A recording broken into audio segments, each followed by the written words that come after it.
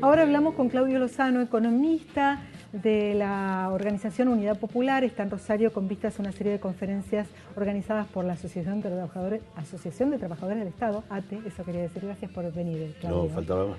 A nuestro programa. Bueno, obviamente ayer estuvimos acá reunidos, sentados y hablando con tres representantes de tres gremios de la ciudad de Rosario, bancarios, SMATA y mercantiles, todos muy preocupados por la cantidad de suspensiones, por la cantidad de despidos que hay a nivel nacional. ¿El modelo cierra con desocupación, como decía Cristina Jackson? Yo creo que este tipo de enfoque en materia de política económica entiende a la recesión, es decir, a la caída de la actividad económica y a la desocupación como una necesidad para corregir la economía. Es bueno tener en claro que no se trata de un accidente, es una política que produce este efecto. Acá nosotros hemos vivido en apenas 7 meses un proceso brutal de redistribución de ingresos. Ese proceso ha implicado no solo una política de despidos sobre el sector público, sino también un deterioro muy grande del poder adquisitivo de los salarios, de aproximadamente un 12% en el curso de los primeros 6 meses. Hay una caída similar de las jubilaciones y del poder adquisitivo de los planes sociales en el mismo tiempo. Y eso sumado al tema de la parálisis en la obra pública y consecuentemente despidos en el sector privado, ha dado como resultado un deterioro de las condiciones de vida de la población, un aumento de la pobreza en aproximadamente 2 millones de personas y un hundimiento del mercado interno en un contexto de apertura de la economía y suba de las tasas de interés. Ese proceso es un proceso que genera recesión y que desde esta política económica son las condiciones que permiten bajar los costos laborales y bajar o en todo caso moderar la evolución de los precios o la inflación. Así que estamos frente a una política complicada en ese sentido. Yo creo que además el domingo hubo una movilización muy importante que salió en el día de San Cayetano, desde Liniers a Plaza de Mayo. En el día de la fecha hay otra convocatoria importante de distintas corrientes sociales y sindicales también a Plaza de Mayo, y el próximo 11 hay otra movilización importante de todo el espacio de los sectores estatales. Consecuentemente, yo creo que la sociedad argentina le está diciendo con mucha claridad al gobierno que no hay condiciones para avanzar en esta dirección. Es más, yo creo que la parálisis que hay con el tema de los tarifazos, sobre la base de las presentaciones judiciales y los límites que se están poniendo, es un indicador más para que el gobierno revise una estrategia que no nos lleva a ningún lugar. Lozano, ¿usted define a esto que se está viviendo como una economía de corte neoliberal que se emparenta con los 90? Y segunda pregunta, ¿se puede hacer una transición tan rápida en 8 meses de una economía de centro izquierdo más proteccionista a una economía de corte neoliberal, si es eso lo que estamos viviendo? Yo creo que estamos, obviamente las orientaciones, los enfoques que caracterizan a quienes gestionan la economía hoy tienen puntos de contacto con la experiencia de los 90 e incluso con la experiencia de Martínez de Oz y la época de la dictadura, en términos de enfoque y de pensamiento. En ese sentido, el cambio que se ha dado no ha tomado en cuenta el cuadro social de la Argentina, porque la verdad es que poner en marcha un proceso de redistribución de ingresos, caída del empleo y deterioro del poder adquisitivo, uno podría hacerlo en un país donde las condiciones de vida estuvieran absolutamente resueltas. Pero la verdad que el gobierno anterior terminó con aproximadamente 1/3 de la población en situación de pobreza, con una población laboral de 17, 18 millones de personas que tiene un ingreso promedio de 7.500 pesos y donde la mitad gana menos que eso, y en donde ciertamente uno debería decir que la Argentina socialmente está atada con alambre. Si en ese proceso uno pone en marcha una estrategia de esta naturaleza, obviamente todo termina saltando por el aire, que es lo que de alguna manera está empezando a percibirse. Lo que dice el gobierno es que no se podía hacer otra cosa. ¿Qué hubiera hecho todo si eso hubiese llegado el gobierno? Todo eso es mentira. Nunca es así. Nunca hay un solo camino. Siempre hay otra posibilidad.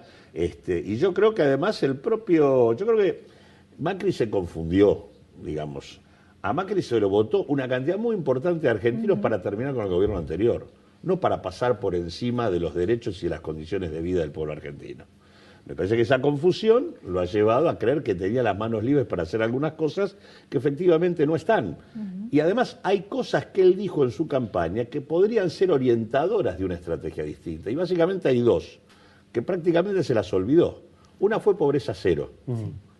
Digo, si yo tengo como objetivo pobreza cero, mi norte debiera ser cómo logro que el 30% de la población pobre en la Argentina deje de serlo.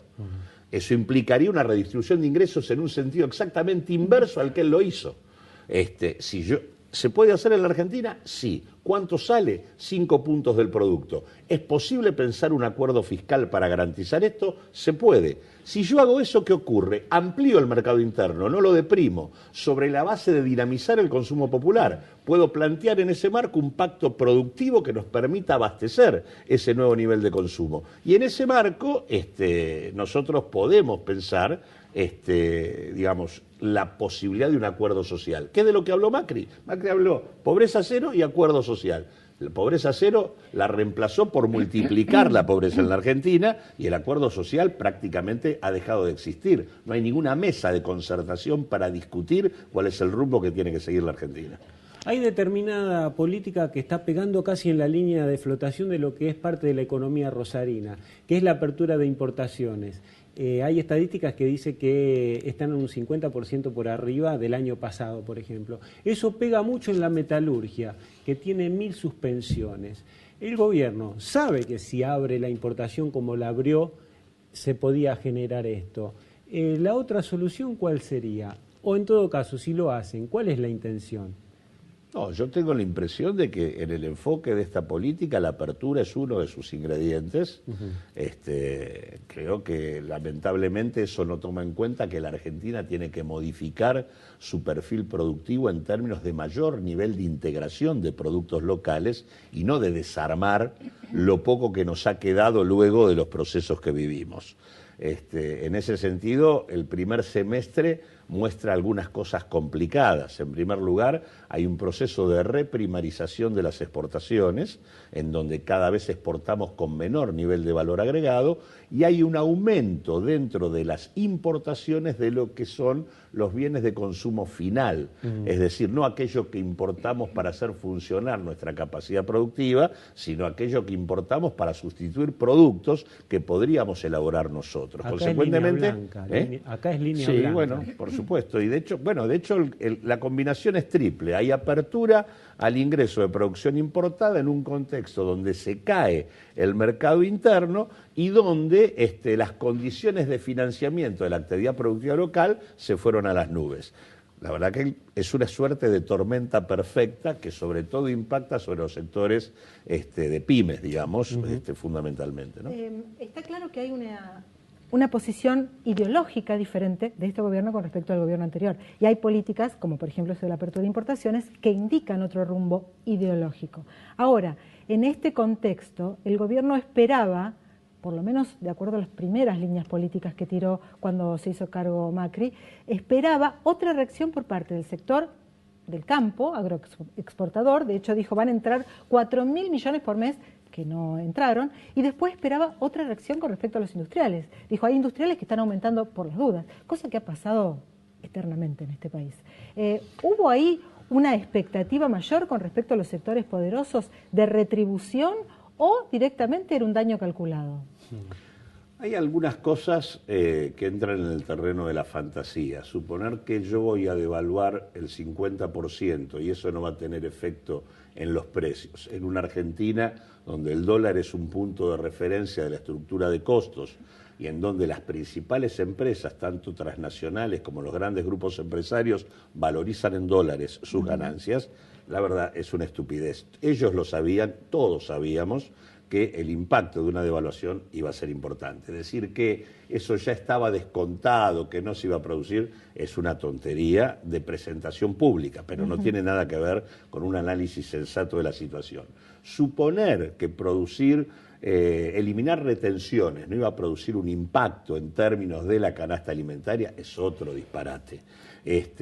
Si además todo eso lo hago sin ningún tipo de regulación sobre el funcionamiento de mercados que son concentrados, donde hay actores que tienen capacidad de definir por sí mismos qué pasa en el mercado con sus precios, también es un disparate. O sea que en realidad todas estas cosas son mentiras. Ahora, después hay sí otras cosas que son fantasiosas, digamos, que tienen que ver con decir, si yo hago todo esto voy a tener, por ejemplo, acuerdo con los buitres y el financiamiento que voy a tener va a tener tasas sumamente más bajas. Mentira, se acordó con los buitres, se les dio todo lo que pedían y las tasas en realidad siguen siendo altas. Pero por eso preguntaba si era un daño calculado, porque hay como una política, a todas luces parece ser ensayo-error. Hay una parte de daño calculado, en el sentido de que sabían que la redistribución de ingresos que hacían iba a producir el efecto que produjo el deterioro del poder adquisitivo.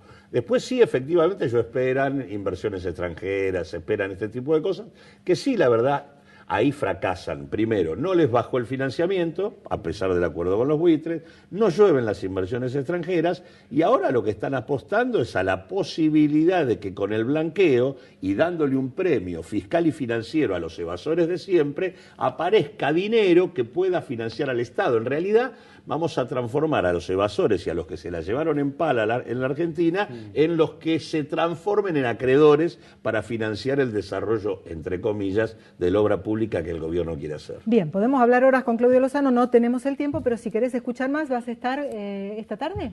¿Esta tarde dónde estamos? 18 horas en ATE. En ATE, en San Lorenzo al 1800. Ahí está. Si querés escuchar más, entonces Claudio Lozano esta tarde, 18 horas en ATE. Gracias por venir. No, gracias a ustedes.